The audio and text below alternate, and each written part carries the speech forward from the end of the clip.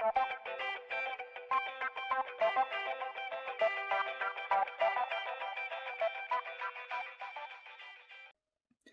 슈아 여러분 안녕하세요. 슈림프입니다. 오늘도 후토크로 돌아왔습니다. WK 리그 3라운드 서울시청과 수원FC 위민의 맞대결 중계를 하고 돌아왔습니다. 후토크로 함께 떠나볼까요? 바로 가시죠. 오늘 경기를 앞두고 참 의외의 흐름을 보여주고 있었던 양 팀이었습니다. 이번 시즌 강하다라고 평가받았던 팀들은 대체로 잘하고 있고, 또 어려움을 겪을 것이다라고 평가받았던 팀들은 대체로 예상대로 어려움을 좀 겪고 있었는데, 딱 예외의 두 팀이 맞대결을 펼쳤습니다. 이번 시즌 약하다라고 평가를 받았던 서울시청은 1라운드, 2라운드 멋진 승리를 거두면서 2연승을 달리고 있었고요. 주축 선수들이 빠지긴 했지만 그래도 이 플레이오프와 우승권에 도전해볼 만한 전력이다라는 평가를 받았던 수원FC 위민은 두 경기 동안 승리도 없고 득점도 없었습니다. 결국 오늘 경기 1대1의 무승부가 나오면서 서울시청의 연승 행진도 여기서 마감이 됐고요. 홈 첫 승도 다음 기회로 넘어가게 됐습니다. 수원FC 위민도 일단 무득점 행진은 끊어냈습니다만 아직 첫 승은 따내지 못하는 아쉬움을 좀 안고 말았네요. 경기로 좀 들어가 보자면 전반전은 양팀 0대0으로 마쳤습니다. 수원FC 위민이 공소유한의 시간이 더 길었습니다만 서울시청의 역습이 좀 더 날카로웠던 전반전이었죠. 결국 양팀 모두 상대 골문 근처까지 갔을 때 마무리 능력에서의 아쉬움을 드러내면서 득점에는 실패하는 모습이었고요. 수원FC 위민의 이번 시즌 이 라인업을 보면 중앙 미드필더들이 굉장히 좀 공격적인 성향의 선수들을 사용합니다. 전은하와 김윤지 선수가 서는데 두 선수 모두 공을 정말 잘 차죠. 그런데 수비적인 기동력 면에서는 약간의 아쉬움이 있기 때문에 상대의 역습에 조금 더 취약한 모습을 보이지 않나. 서울시청에서는 반대로 김민지 선수를 중원에 기용을 하면서, 김민지와 정민영이라고 하는 굉장히 젊은 선수들을 중원에 기용을 하면서 좀 기동력 면에서 좀 더 우위를 가져가지 않았나 생각이 들었습니다. 전반전 끝난 이후에 박은선 선수의 은퇴식도 있었죠. 2003년에 국가대표 데뷔를 해서 무려 21년의 국가대표 경력을 가지고 있는 박은선 선수가 지난 시즌을 마지막으로 은퇴를 선언했습니다. 48경기에 나서서 20번의 득점을 기록한 박은선 선수. 사실 본인이 가지고 있는 능력에 비해서 좀 여러 가지 이 주변에서의 이런 잡음들 때문에 많이 좀 꽃을 제대로 피우지 못했습니다만, 작년 이 월드컵, 여자 월드컵에서 보여줬던 그 마지막 불꽃은 분명히 박은선 선수가 국가대표라는 이름을 놓지 않았기 때문에 가능했던 일이지 않았나 생각이 들고요. 작년 월드컵을 통해서 다시 국가대표 무대에 복귀를 했다는 것만으로도 박은선 선수가 보여줬던 어떤 노력, 끈기, 인내, 이런 것들에서 많은 축구 팬분들에게 충분한 울림을 주지 않았을까 생각이 듭니다.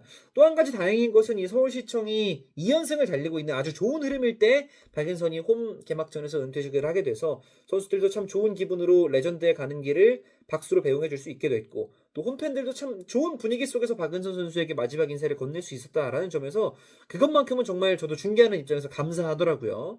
박은선 선수의 마지막을 함께하게 돼서 저도 영광이기도 했습니다. 후반전에서는 비교적 또 난타전이 벌어졌어요.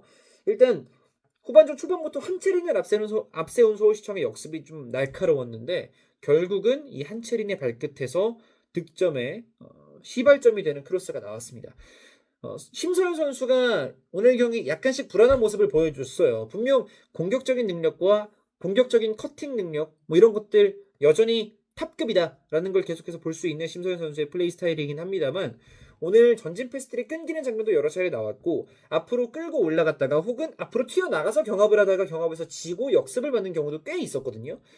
실점 장면도 바로 그런 상황에서 나왔습니다. 심서현 선수가 공을 경합을 했을 때 강하게 부딪히고 넘어졌어요. 그러고 소유권은 서울시청 쪽으로 넘어갔습니다. 근데 아무래도 좀 충격이 있다 보니까 심서현 선수가 일어나지 못하고 있었고, 한 명의 수비수자가 부족한 상황에서 서울시청의 역습. 안 그래도 오늘 한채린의 발끝 날카로웠는데 공간이 많이 나 있는 상황에서의 한채린의 질주는 정말 무섭죠.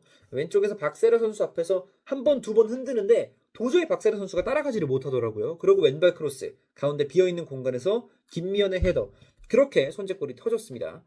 심서현 선수는 물론 나 넘어져 있는데 경기 중단 왜 안 시키냐 이렇게 항의를 할 수는 있긴 했습니다만, 사실 주심 입장에서도 서울시청의 공격 흐름이 살아있는 상황이었기 때문에 반칙이 아닌 상황에서 경기를 끊기는 어려운 장면이었다라고 보이고요. 그 이후에 수원FC 위민은 점유율을 더 올려나가면서 계속해서 득점을 노렸습니다.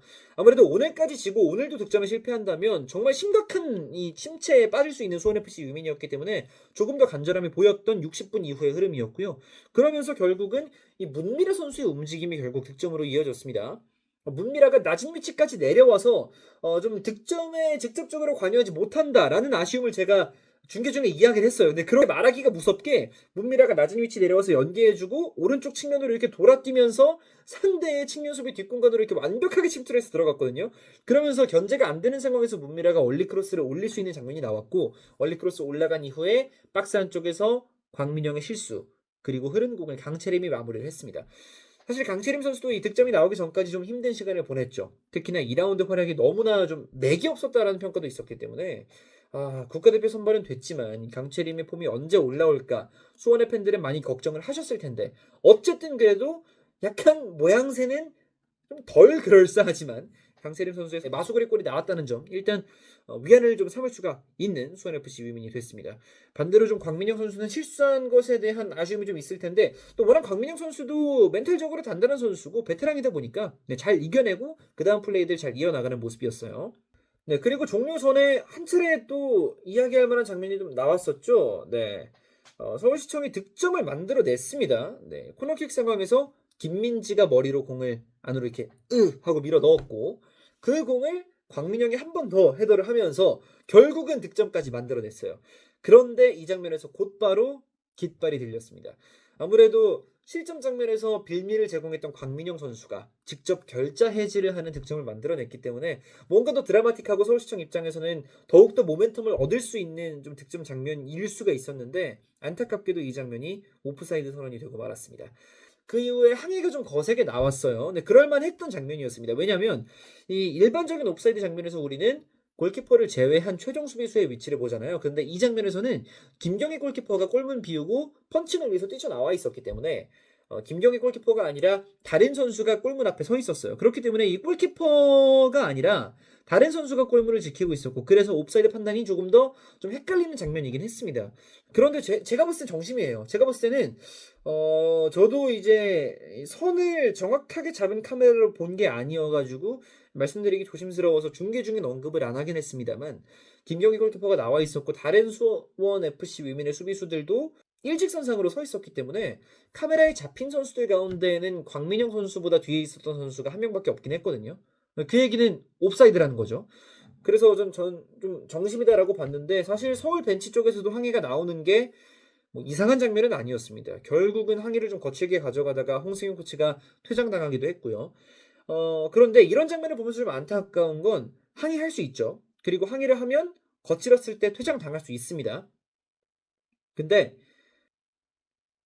이런 장면들이 좀 반복이 되면, 그리고 VAR로 이게 정심이었다 오심이었다를 명확하게 이야기할 수 없는 장면들이 좀 반복이 되면 심판의 권위가 떨어집니다. 왜 항의를 할 빌미를 제공하느냐라는 비판을 심판들한테 하는 게 더 쉽거든요.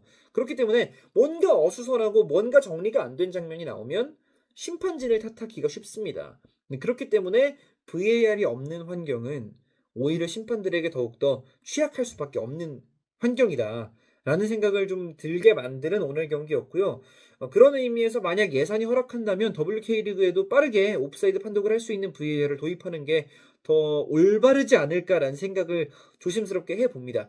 사실 이게 먼 나라 이야기 같지만 이 KWFF 여자축구 연맹이 치르는 초중고 대회에서 VAR 도입이 돼 있는 경우가 있어요. 그러니까 전 경기 도입은 아니고 시범 도입이긴 한데, 대회를 치르면 보통 4개에서 5개 정도 구장에서 대회가 동시에 펼쳐지거든요. 네, 그런데 그 중에 한 개의 구장은 VAR 시스템이 도입이 됩니다. 그래서 온필드 리뷰도 실제로 하는 장면들이 나오고요. 작년부터 도입이 돼서 여러 차례 좀 시범적으로 운영이 되고 있는 현재 실정입니다. 여자축구 연맹에서도 조금 더 발빠르게 이 VAR 도입 논의를 좀 가져가 주셨으면 하는 바람이 개인적으로 좀 있습니다. 잘한 선수들 조금만 짚어보자면, 저는 개인적으로 수원FC 유민 쪽에선 나이가 장기 부상 이후에 이번 시즌 시작부터 좀 뛰어주고 있는데 나이의 폼이 괜찮다.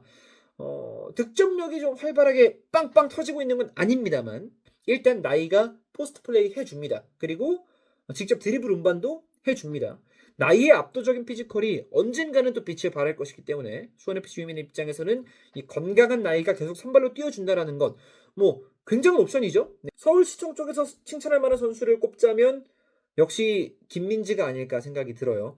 제가 김민지 선수를 효창운동장에서 우연히 만났습니다. 댄스컵 중계하다가. 근데 그때 김민지 선수가 본인이 공격수로 포변했다고 이야기를 하면서 닮고 싶은 선수로 전은하 선수를 얘기하더라고요. 안녕하세요. 약간 닮고 싶다, 뭐 이런 선수처럼 되고 싶다 이런 거 있을까요? 일단 저는 지금 제가 포지션을 변경한 상태여서 저는 전은하 선수 같은 아. 선수로 WK 리그에서 인상을 남기고 싶어요. 이제 공격적으로 올라가시는 네. 거예요? 아, 그렇군요. 재미있었던 게 오늘 전은하도 중미로 나오고 이 김민지도 중미로 나오면서 두 선수가 중원에서 매치업이었거든요. 정말 이 전은하가 공 잡으려고 이렇게 요리조리 피해 다니는데 김민지가 그거 따라다니는 거 보는 재미도 있었습니다. 본인의 롤 모델이 편안하게 플레이하지 못하도록 경기장 내에서 최선을 다했던 김민지, 오늘 정말 좋은 활약 보여줬고 상대의 빌드업 과정에서 끊고 나서 슈팅까지 만들어내려고 하는 노력들 굉장히 인상적이었습니다.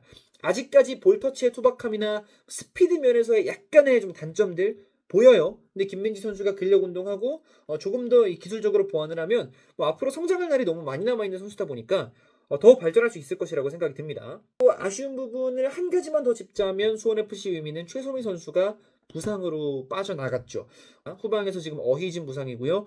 권은솜도 제가 알기로는 지금 부상으로 못 나오고 있고, 또 권희선 선수도 1라운드에서 부상을 당한 것으로 알고 있고요. 그러다 보니까 이유진 선수가 왼쪽 풀백으로 나오는 것부터가 지금 풀백이 마땅한 선수가 없다는 거거든요. 작년에 센터백으로 정말 좋은 활약을 보여줬는데 풀백에서 높은 전진성과 공격력을 보여주는 선수는 사실 아니에요. 차라리 오른쪽에 갔더라면, 네, 오른쪽에 갔더라면 고려대 시절에도 활발한 오버래핑을 보여줬던 걸로 전 기억을 합니다만 왼쪽 풀백 이유진은 사실은 좀 어울리진 않습니다. 뭐 오른쪽에 워낙 박세라라고 하는 강력한 선수가 있으니까 뭐 오른쪽 풀백으로 쓰지 못하는 건 이해를 합니다만 왼쪽 풀백에 나올 수 있는 선수가 사실은 좀 부족한 현재 수원이다. 그런 상황에서 이 최후방 수비 자원인 최소미 선수가 또 부상을 당했다는 것 참 뼈아프다 이런 생각이 드는데 좀 하루빨리 권은솜, 어이진, 권희선 또 최소미까지 부상에서 좀 돌아올 수 있으면 좋겠습니다.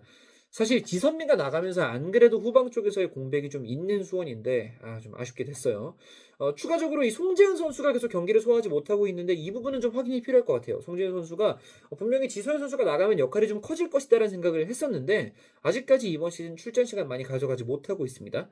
뭐 이 정도로 정리할 수가 있을 것 같고요. 서울시청 또 박은선 선수 은퇴 축하드리고요. 서울시청은 개막 3경기 연속 무패 역시 또 좋은 흐름 이어갔다는 것 또 축하의 박수를 드립니다. 또 한 가지 강채림 선수의 데뷔골 역시 축하드리고요. 수원FC 위민도 하루빨리 좀 반등을 해서 선두 경쟁에 또 불을 지필 수 있었으면 좋겠습니다. 정말 팀들 간의 격차가 크지 않다는 것을 계속 느낄 수가 있는 이번 시즌입니다. 계속 많은 기대를 부탁드리겠고 저희 채널도 구독을 해주시면 WK리그의 풍성한 소식으로 계속 찾아뵙도록 하겠습니다. 그럼 여기서 정리할까요? 네, 다음 시간에 뵙겠습니다. 슈!